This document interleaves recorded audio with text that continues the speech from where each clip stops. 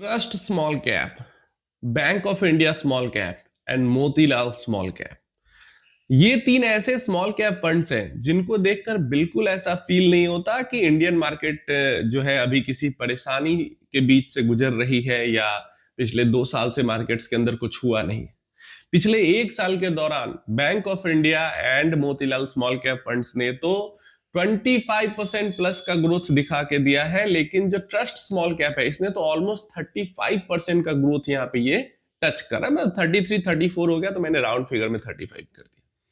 बहुत बेहतरीन परफॉर्मेंस है। अब यहां पे लोगों को होने लगा कंफ्यूजन, क्योंकि अभी से कुछ साल पहले देखते थे तो Nippon small cap, quant small cap, axis small cap, है ना, बंधन स्मॉल कैप मिड में काफी ये बढ़िया फंड हुआ करते थे।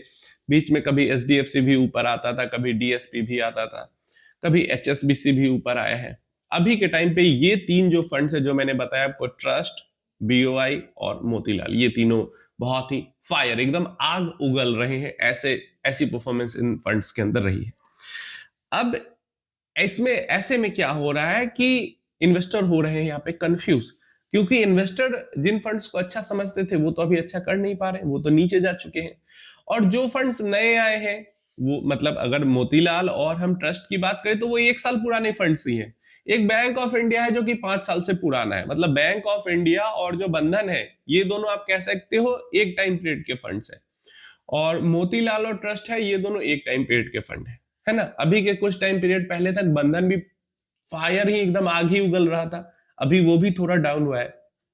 तो काफी सारे लोगों का ये यहाँ पे नैरेटिव हो गया, मानना हो गया है कि जैसे जैसे एयूएम बढ़ जाता है फंड का, वैसे वैसे फंड की परफॉर्मेंस डाउन हो जाती है। स्मॉल कैप कैटेगरी में भी और बाकी कैटेगरी में भी लोगों को ऐसा लगता है। और ऐसे में काफी सारे लोग सोचते क्या है कि जो नए फंड्स आए हैं उनका एयूएम छोटा है, उन्हीं स्मॉल कैप फंड्स के अंदर हम इन्वेस्ट कर लेते हैं। लेकिन देखिए, ये बिल्कुल भी जो थिंकिंग है आपकी गलत है। सबसे पहली चीज तो प्रैक्टिकली भी ये पॉसिबल नहीं है कि आप हर कुछ साल पे नए फंड्स के अंदर पुराने फंड से जंप करते रहे। तो ये तो प्रैक्टिकली ही ये चीज जो है वो सही नहीं है। रिटर्न्स खराब होंगे, कंपाउंडिंग खराब होगी। क्यों? क्योंकि काफी सारा पैसा जो आपका कंपाउंड हो सकता था वो आप टैक्स में ही दे दोगे अगर ऐसा आप जंप करोगे इधर से उधर। दूसरी चीज क्या है कि ये जो सोच है कि छोटा एयूएम अच्छा परफॉर्मेंस, बड़ा एयूएम खराब परफॉर्मेंस, तो सिर्फ यही तीन फंड्स के एयूएम तो छोटे नहीं है, या यही तीन में से 2 फंड का एयूएम तो छोटा नहीं है। काफी और फंड्स है जिनका एयूएम छोटा है। सैमको के म्यूचुअल फंड का एयूएम काफी छोटा है। इवन अभी के टाइम पे जेएम के फंड का भी एयूएम काफी छोटा है। श्रीराम का तो पूरा एएमसी का ही एयूएम छोटा है। एलआईसी वगैरह हो गया, सुंदरम हो गया, सबका एयूएम छोटा है। तो सब इस तरीके का फायर परफॉर्मेंस दिखा लेते हैं, है ना। चलिए एक और एग्जांपल मैं आपको देता हूं। बंधन जहां पे आज खड़ा है ना, बंधन आज जिस एयूएम के साइज पे खड़ा है, निपॉन का स्मॉल कैप फंड उसी एयूएम के साइज पे आज से 3 से 4 साल पहले खड़ा था। ऑलमोस्ट 5 साल आप मान सकते हो, 5 साल पहले खड़ा था सेम एयूएम साइज पे। क्या पिछले 5 साल में निपॉन का परफॉर्मेंस अच्छा रहा है या नहीं रहा है? हाँ, 1 साल में आप कह सकते हो कि एवरेज परफॉर्मेंस है, लेकिन 5 साल का परफॉर्मेंस क्या अच्छा है या नहीं है? है। तो अगर बंधन का एयूएम बड़ा हो गया इसलिए उसकी परफॉर्मेंस थोड़ी सी अभी डाउन हो गई, तो निपॉन का परफॉर्मेंस तो आज से 5 साल पहले ही डेड हो जाना चाहिए था। स्मॉल कैप के केस में निपॉन का परफॉर्मेंस तो आज से 5 साल पहले ही डेड हो जाना चाहिए था।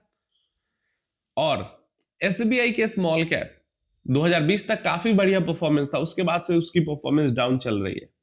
तो क्या एसबीआई का एयूएम 2020 में ही निपॉन के एयूएम से ऊपर चला गया था, या फिर आज भी निपॉन के एयूएम से ऊपर चला गया है? एसबीआई के एयूएम में निपॉन के एयूएम में तो बहुत बड़ा अंतर है। या फिर निपॉन के मुकाबले में काफी सारे फंड्स हैं जो कि काफी छोटे हैं एयूएम के मामले में, लेकिन रिटर्न के मामले में, परफॉर्मेंस के मामले में उनका परफॉर्मेंस निपॉन के आसपास भी नहीं है। या इवन अब तो बंधन का साइज भी बढ़ चुका है, बंधन का साइज काफी बढ़ चुका है, एंड बंधन का परफॉर्मेंस पास्ट में जैसा रहा है उससे थोड़ा सा भी कम भी हुआ है, लेकिन फिर भी काफी सारे जो छोटे छोटे स्मॉल कैप फंड्स है उससे बेटर परफॉर्म करके दे रही है। क्वांट स्मॉल कैप बीच में अंडर परफॉर्म काफी किया है, लेकिन फिर अभी देखें तो एवरेज परफॉर्मेंस ठीक ठाक है, और साइज के मामले में काफी बड़ा भी हो चुका है। एक टाइम पे क्वांट स्मॉल कैप दूसरा तीसरा सबसे बड़ा स्मॉल कैप फंड हो गया था, लेकिन बीच में अंडर परफॉर्मेंस के कारण उनका एयूएम वहीं पे रुक गया, नहीं तो अभी काफी ऊपर हो जाता, निपॉन के पास पहुंच जाता था। तो क्या क्वांट स्मॉल कैप के से जो छोटे साइज के एयूएम वाले स्मॉल कैप फंड्स है वो सारे के सारे बहुत बढ़िया परफॉर्म कर रहे हैं? नहीं कर रहे हैं ना। तो ये जो आपकी सोच है कि नया स्मॉल कैप है, छोटा स्मॉल कैप है इसलिए अच्छा परफॉर्म कर रहा है, पुराना हो जाएगा, बड़ा हो जाएगा तो खराब करने लगेगा। तो डीएसपी का स्मॉल कैप तो काफी पुराना है ना, और काफी अच्छा खासा उसका साइज भी, ऐसा नहीं कि बहुत छोटा साइज है, ठीक ठाक सा साइज है। बीच में अंडर परफॉर्म किया था लेकिन अभी अच्छा परफॉर्म कर रहा है। तो साइज कभी मैटर ही नहीं करती है ऐसे म्यूचुअल फंड्स के लिए जहां पे नंबर ऑफ स्टॉक्स पे कोई लिमिटेशन नहीं है। साइज जरूर मैटर करेगी ऐसे म्यूचुअल फंड के लिए जहां पे नंबर ऑफ स्टॉक्स रखने की लिमिटेशन हो, जैसे फोकस्ड फंड है 30 स्टॉक्स की लिमिटेशन है। वैसे फंड होंगे तो साइज मैटर करेगा कि साइज बढ़ गया, अब कहां जबरदस्ती लार्ज कैप में घुसना पड़ेगा। लेकिन जहां पे साइज मैटर, जहां पे नंबर ऑफ स्टॉक्स की कोई लिमिटेशन नहीं है, जैसे स्मॉल कैप फंड्स, इंडेक्स तो 250 ही है, 250 स्टॉक्स का ही इंडेक्स है, लेकिन इन्वेस्ट करने के लिए स्मॉल कैप स्टॉक्स फंड जो है वो 500 स्टॉक में भी इन्वेस्ट कर सकते हैं या उससे भी ज्यादा भी कर सकते हैं, कोई लिमिटेशन नहीं। लार्ज मिड को छोड़ के नीचे जहां चाहे जितने चाहे में कर सकते हैं, है ना। ऑब्वियस सी बात है, बहुत ज्यादा नीचे जाएंगे तो लिक्विडिटी वहां पे नहीं रहता है, लेकिन फिर भी काफी बड़ा यूनिवर्स स्मॉल कैप के पास है स्टॉक्स, नंबर ऑफ चॉइसेस के मामले में इन्वेस्ट करने के लिए। और यही एक बड़ा रीजन है जिसके कारण आपको नॉर्मली जितना आपको ओवरलैप लार्ज कैप में दो फंड के बीच में दिखेगा, एवरेज मिड कैप में दिखेगा, आपको स्मॉल कैप में बहुत जल्दी दो स्मॉल कैप फंड्स एक्टिव के बीच में बहुत ज्यादा ओवरलैप नहीं दिखेगा, 5% 10% ही दिखेगा। इसका रीजन यही है कि नंबर ऑफ चॉइसेस इतनी ज्यादा है कि उससे कुछ फर्क ही नहीं पड़ता है। तो एक्चुअली में होता यह है कि स्ट्रैटेजी नहीं चलती है, या फिर फंड मैनेजर कैपेबल नहीं है उस चीज के, इस कारण फंड अंडर परफॉर्म करता है। या अगर साइज बड़ा हो गया, फंड मैनेजर अपने आप को नहीं उतना कर पा रहा है काम सही से, वो दिक्कत हो सकता है। फंड मैनेजर के अंदर दिक्कत हो सकती है, वो काम नहीं कर पा रहा है सही से। या फिर स्ट्रैटेजी के अंदर इशू हो सकता है कि स्ट्रैटेजी जो है फंड का वो अभी मार्केट के साथ नहीं चल पा रहा है सही से। लेकिन सीधा सीधा ये स्टेटमेंट देना कि नया फंड है, छोटा फंड है, अच्छा करेगा, पुराना फंड है, बड़ा फंड है, अच्छा नहीं करेगा, तो भाई भरे पड़े हैं एग्जाम्पल। नए फंड भी बुरा कर रहे हैं, नए फंड भी अच्छा कर रहे हैं, पुराने फंड भी बुरा कर रहे हैं, पुराने फंड भी अच्छा कर रहे हैं, छोटे एयूएम वाले फंड भी बुरा कर रहे हैं, छोटे एयूएम वाले फंड भी अच्छा कर रहे हैं। तो स्ट्रैटेजी इंपॉर्टेंट है कि स्ट्रैटेजी मार्केट के साथ चल रही है या नहीं चल रही है, एयूएम इंपॉर्टेंट नहीं है। हाँ, एयूएम इतना भी छोटा नहीं होना चाहिए कि फंड को दूसरे के अंदर मर्ज करना पड़ जाए। तो हाँ ठीक है, 500,000 करोड़ से ऊपर का एयूएम है तो उसके ऊपर कुछ भी है तो वो ठीक है। ये चीज हमेशा माइंड में, ये भूत निकाल दो कि एयूएम के कारण खराब है परफॉर्मेंस, वो स्ट्रेटजी नहीं चल रही इसके कारण खराब है परफॉर्मेंस। और ये हर एक अभी जो ये तीनों फायर दिख रहा है ना, Motilal, bank of India and ये ट्रस्ट, बैंक ऑफ इंडिया का बहुत नजदीक है। मैंने अभी से 6 महीने पहले आई थिंक मैंने वीडियो बनाया था बंधन को लेके कि बंधन का डाउनफॉल बहुत नजदीक है।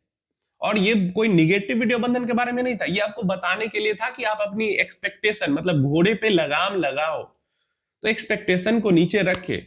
And same goes for bank of India small cap fund. लगातार 5 साल से, मतलब 5 साल से लगातार नहीं, क्यों पीछे 2-3 साल इतना ही तगड़ा हो गया कि 5 साल पूरा ही बहुत तगड़ा दिख रहा है।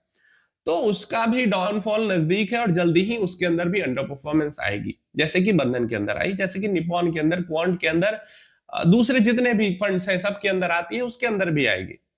तो ये आपको समझना है कि आपको इन्वेस्टेड रहना है डाउन साइकिल के अंदर में भी, अंडर परफॉर्मेंस के साइकिल में भी। और कोई फंड है ऐसा नहीं है, आप किसी भी फंड में ऐसे एक्सपेक्टेशन के साथ घुस रहे हो कि वो अब अच्छा ही अच्छा करता रहेगा, टूटने वाले हैं आपके सपने। ये निगेटिव नहीं मैं किसी के बारे में बात कर रहा हूं, यही इन्वेस्टिंग का तरीका है, यही इन्वेस्टिंग का वे है, और आपको इसको समझना होगा। नहीं समझोगे तो परेशानी में आप खुद पड़ोगे। इसमें मार्केट की गलती नहीं, इसमें म्यूचुअल फंड की गलती नहीं, इसमें इन्वेस्टर के बिहेवियर की गलती है कि वो सोचता है कि ये फंड तो बस अच्छा ही करता रहता है। उम्मीद है इंफॉर्मेशन हेल्पफुल होगी, हेल्प मिलेगी आपको इन्वेस्टेड रहने में डाउन साइकिल में भी। एंड डेफिनेटली इन्वेस्टेड रहे डाउन साइकिल में भी कोई फंड आता है तो, जैसे मोतीलाल या ट्रस्ट के अंदर आपने इन्वेस्ट कर लिया है, या बैंक ऑफ इंडिया के अंदर आपका इन्वेस्टमेंट है, तो अभी अच्छा अच्छा कर रहा है तब तो आप इन्वेस्टेड हो। नए फंड है फिर भी आपने इन्वेस्टमेंट कर लिया, तो जब बुरा बुरा करे तो भी इन्वेस्टेड रहना, भागना मत इधर से उधर। आप अपनी राय इसके बारे में नीचे कमेंट बॉक्स में दे देना। वीडियो अच्छी लगी हाइप जरूर से कर देना, बाकी कुछ करो या ना करो।